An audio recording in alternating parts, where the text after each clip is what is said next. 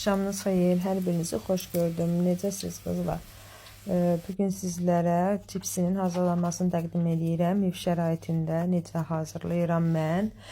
Mənim kimi uşaqlarına alınma cipsini verməyən analar üçün əla bir seçim olacaq. Çünki həqiqətən çox ləzzətli, çox xırtıltılı bir cipsi alındı.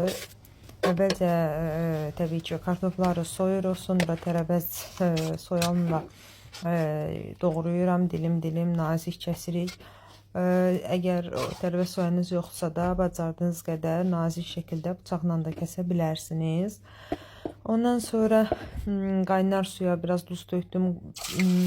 Belə deyim, bir dəqiqə çəkmədə yarım dəqiqə belə 30 saniyəlik qaynayan suya saldım və sonra soyuq suyun içinə attım ki o qaynama prosesi, soyuq suya qaz attım ki qaynama prosesi dayansın ki daha çox yumuşalmasın.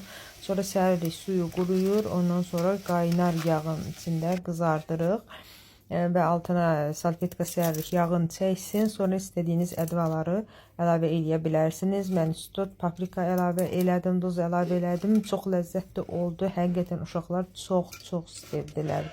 Yoxlayın.